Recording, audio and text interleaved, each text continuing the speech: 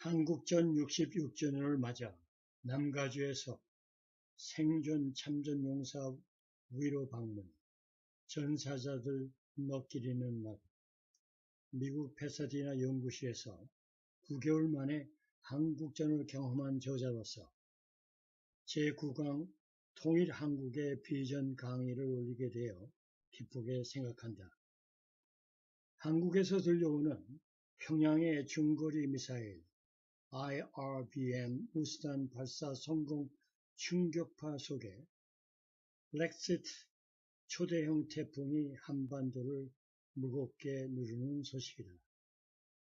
북한의 사정거리 3,000 내지 4,000km에 달하는 무수단 미사일은 한반도 전략 균형을 뿌리채 흔들고 렉시트는 세계 경제, 정치 질서를 뿌리채 흔들고 있다.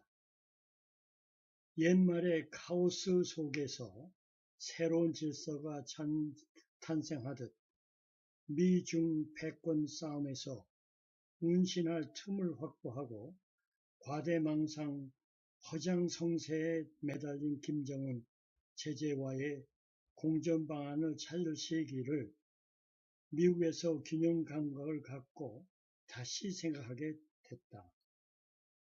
요즘 국내 언론사가 통일나눔재단을 설립하고 KBS에서 남북의 창, MBC에서 통일전망대를 개설하여 통일에 대한 열기를 북돋아주고 정부는 통일박람회, 통일준비위원회 가동을 하고 있지만 실질적으로 우리가 원하는 통일한국이 언제 어떻게 가능할까 하는 모호한 게 사실이다.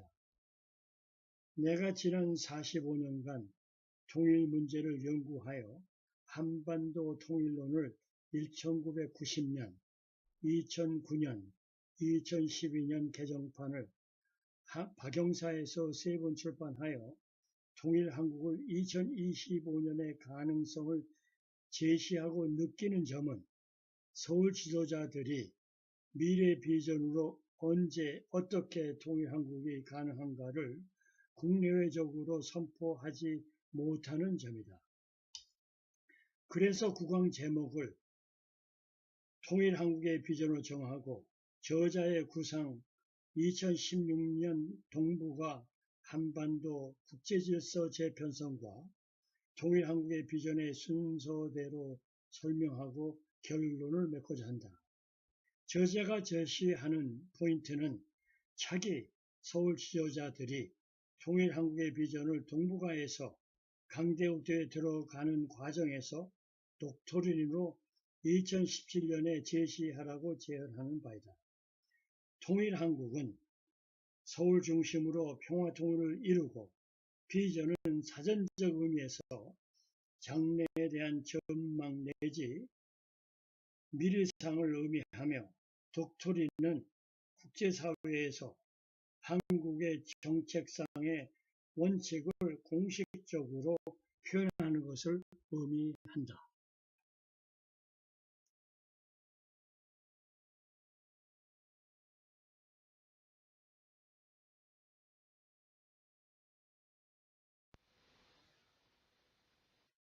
(2016년) 동북아와 한반도 안보지형은 국제사회의 초강경 대북체제로 김정은 체제가 3인초가에 직면하면서 기존의 질서가 유지하기 어렵고 새로운 질서를 유발하고 있다. 모든 국제 질서 변화 조짐에는 원인의 제공자가 있고 원인의 피해자가 있다. 전자는 젊은 독재자 김정은, 후자는 박근혜 대통령, 오바마 대통령, 시진핑 주석이다. 그럼 일일이 제공자와 피해자의 국제질서 변화 조짐 대처를 분석하고 해결책을 찾는 것이 순리지만 시간상 생략하고 통일한국의 비전을 알아보기 전에 현재 상황을 평양, 서울, 워싱턴, 베이징으로 간단히 들여다보자. 김정은은 권력 승계가 이루어진 지 햇수로 5년째다. 서울로 치면 이제는 한 대통령 임기를 마친 셈이다. 김정은에 의하면 최근 몇 년 동안 평양에 빌딩도 많이 들어서고 차도 많아지면서 휴대폰도 많이 사용한다고 한다. 30대 초반 독재자 김정은은 아버지 김정일이 생각도 못했던 당대회를 열어 유은 통치를 벗어나고 있다. 그는 2016년 1월 1일 신년사에서 이번 당대회는 회황한 설괴들을 펼쳐 놓게 될 것이라고 예고하고 북한 노동당 7차 대회를 5월 6일 보여주기식 대관식을 열어 김정은 위원장 시대의 개막을 했다. 그러나 그는 휘황한 설계들을 내놓은 지 닷새 만인 1월 6일 4차 핵실험 강행, 한 달 후 중국이 반대하는 장거리 미사일 발사로 위험천만한 도발을 강행했다. 그는 북한을 핵 보유 국가의 지위로 끌어올리면서 아버지 선군 정치를 넘어 선핵 정치를 하고 있다. 그래서 2016년은 상당히 위험한 해로 과거에 경험하지 못했던 새로운 상황이 북한을 둘러싸고 벌어지고 있다. 김정은은 5월 6일 무려 36년 만에 개최하는 7차 당대회에서 치적을 과시하기 위해서 조만간 또다시 5차 핵실험과 장거리 미사일 발사를 할 것이라는 예상이 많다. 유엔 안보리가 지난 3월 초 역사상 가장 강력한 대북체제 결의를 채택하고 미국, 일본, 유럽연합 등은 유엔 체제와는 별도로 독자적 제재까지 하고 서울정부는 개성공단 가동 중단이라는 초유의 조치를 단행했다. 만약 평양이 5차 핵실험과 장거리 미사일을 발사하면 한, 미, 일, 중은 더 강하게 대응할 수밖에 없다. 소위 한반도 주변 정치 방정식이 갈수록 복잡하다는 말이다.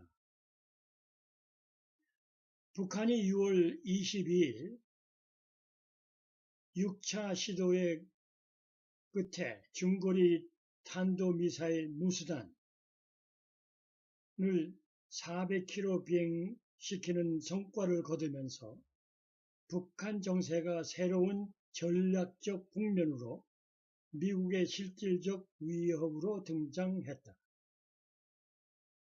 평양은 지난 4월부터 이딴 실패에 불구하고 무수단 발사에 집착한 것은 미국을 타격할 수 있는 핵무장 능력을 과시해 대미 협상력을 높이는 전략으로 분석된다.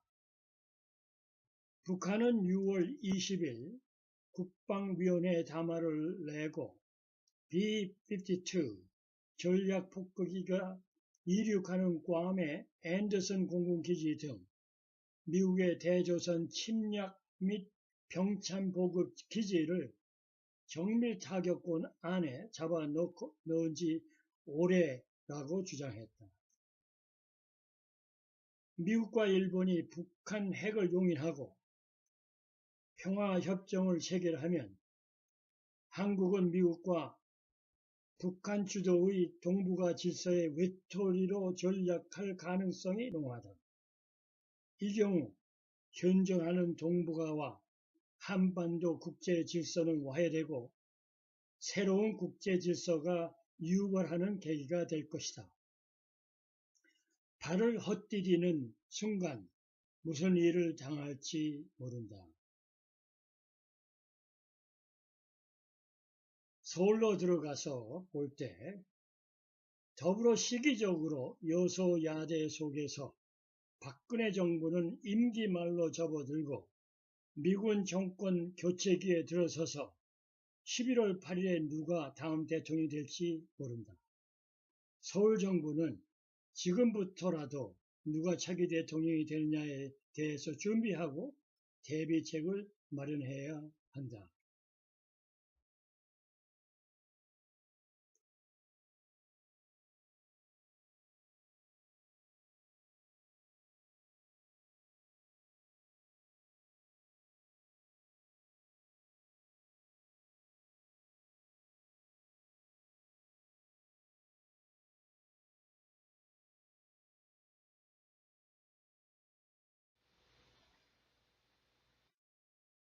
현재 시점에서 워싱턴은 유엔을 통한 국제 제재 효과가 높아 북한이 비핵화 협상에 응하여 하반기부터 핵과 미사일 활동에 동결로 시작하여 미북 간 잠정 합의를 추진할 수 있다고 보는 시각도 있는 것 같다.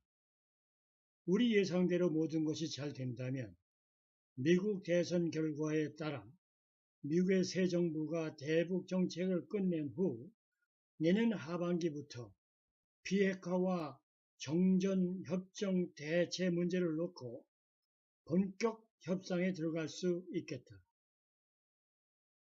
일각에서는 북핵 위협이 현실화하면 미국이 북한에 대한 군사적 옵션을 선택할 수 있다는 전망도 나오지만 북핵 문제에 대한 실질적인 대안이 되기는 어렵다고 본다. 이때에 서울 정부는 2018년 초 새 정부가 들어서기 전에 필수적으로 참여하여 협상 내용과 형식에도 참여하여 우리의 목소리를 내면서 한미 동맹의 이견이 없어야 한다. 다시 말해서 국제 제재의 실효성을 높이면서 제재 이후에 대한 서울 정부의 주도적인 청사진을 만들어 통일 한국의 독트린을 만들어야 할 시기이다. 셋째로 베이징은 과거 후진타오 정부의 대북 체제에 미온적이고 북핵 문제와 북중 관계를 분리해서 유지하던 것과 달리 3년 전 시진핑 중국 주석이 취임한 직후 북중 관계는 아주 나쁜 상태이다. 금년 북핵 실험 직후 잠시 소극적이던 시진핑 정부는 유엔 안보리 체제 결의안 2270호에 합의하고 3월 이후 과거보다 강도 높은 제재로 적극 동참하고 있다.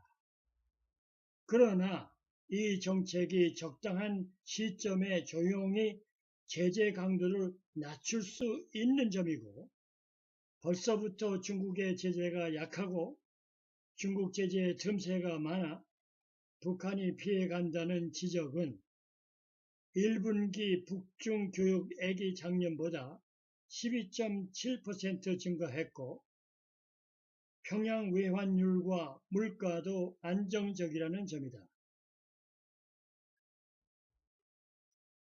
조선일보가 주최한 아시안 리더십 컨퍼런스 지난 5월 17일부터 18일에 참석한 다이빙거 전 중국 외교담당 국무위원 부총리급은 베이징은 그 어떤 나라보다 큰 목소리로 북핵 개발에 반대하며 육자회담을 조속히 재개해야 하며 한반도 비핵화를 위한 안전장치 역할을 과거에도 해왔으며 관련국들은 새로운 사고로 대화에 나서기를 주장하고 있다.